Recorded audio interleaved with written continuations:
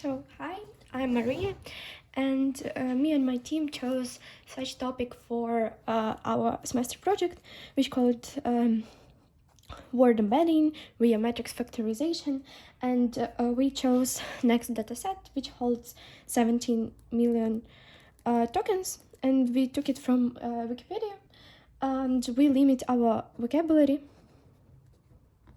by 10,000 words.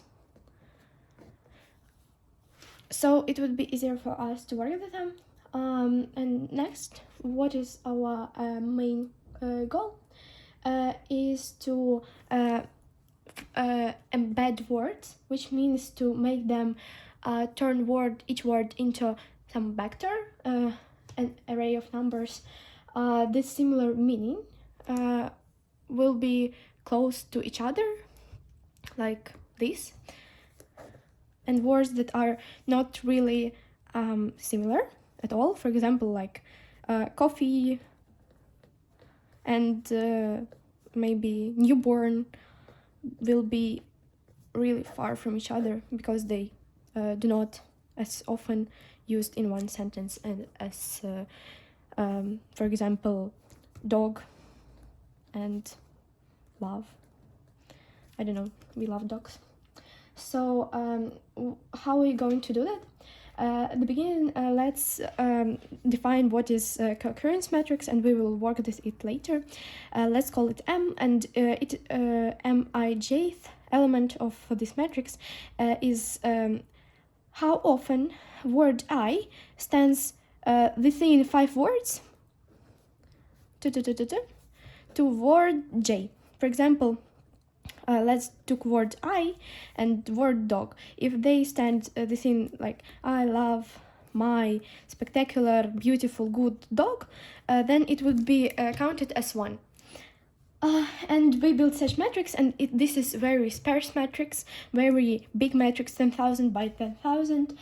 And it is not convenient because every word has 10,000 word 10,000 number vector, and it is really big and it is really hard to work with that. So, and we encounter another problem, which is words like the, my, and so on, that encounters mostly at every noun, and we need them for the context and for embedding because they will make our embedding much worse. So we need to somehow work with them and not make them such intervene in our embedding. So we introduced PMI, pointwise mutual information, and I will write a formula and explain it.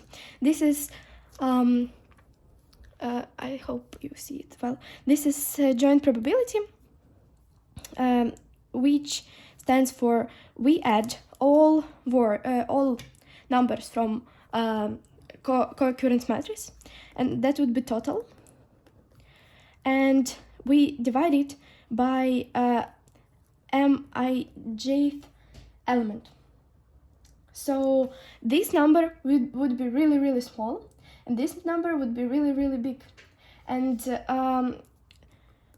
here at the denominator, we have marginal probabilities of Pi and Pj, and that is basically we adding the whole jth row and divided by total.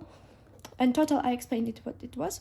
So when these two words will be independent, and by definition of independence, we know that this thing equals to this thing, so it would be equal to 1 if they are independent. What means independent? They are not sounding as a total nonsense in one sentence, but it is not as often as it should be for it not to count as a chance. So in order to make it more beautiful, we logarithmize it. So when the word is independent, then PMI would equal to 0. And if it is more than 0, then we will just know that these words stand together not just by a chance. And then we introduce PPMI, which is just positive pointwise mutual information, which would be maximum between 0 and PMI. of these two words. In order for our matrix to not have like negative values. Okay, what's next? We have a matrix which this problem is this my is solved, but the problem, this sphericity of that matrix is not.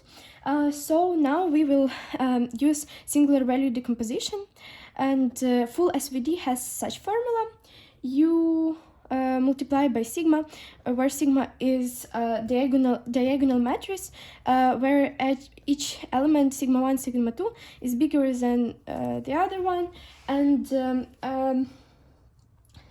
this matrix multiplied by V transposed, where U and V transposed are orthogonal matrices, which means that their columns are orthonormal, which means that their columns has length of 1. This is full SVD, and for our so this thing would equal to M, our matrix M, which you've seen before, and now we don't need the full decomposition, but let's look at what we can rewrite this formula as, and that would be just sigma 1 multiplied by U1, V1 transposed, plus and so on, till the end, till there are no zeros. What is this thing? It's like a pattern. The strongest pattern, in our case, it would be something from Wikipedia, maybe some scientific terms and so on, and they will be in the first pattern, and this is the strongest pattern. For example, theory of probability, this is the strongest pattern here. And then we will have the second strongest pattern, for example, linear algebra, and so on and so forth. So each element from addition stands for this thing. Now we need to truncate it. Truncate SVD just to make it shorter, not 10,000 by 10,000. So we will make MK, which would be UK. So we cut off all the elements after kth element. So it's basically the same, but truncated, cut it. So why we use k equals to 300? Because by Eckhart-Young theorem, it is the best approximation, so we will not lose anything, but it's still approximation of MK and not the whole MK, which would be better, but we don't like to work with such big and sparse matrices, and we will approximate it, and it would be a really good approximation. Let's return to how we will embed words. We will construct embedding matrix, which would be UK multiplied by sigma k, and not just sigma k, but a squared sigma k, because the elements that stands at the beginning of the sigma k will be too large, and it would scale UK too much, and by UK and not VK, because we could take VK, but it's just simpler. You can take either of them. So we have 3 different variants how to do that, and we chose this because it reduces how sigma k impacts, and it just scales them. And as I said before, now we have embedded words, and we will have them as a vector, so we can represent them, for example, as that. And the difference between the 2 words, how they are constructed in the sentence, will be measured by cosines. So the smaller cosine, the words are more natural to work together. And that's it. I can show some example. For example, we have embedded word king minus man plus woman,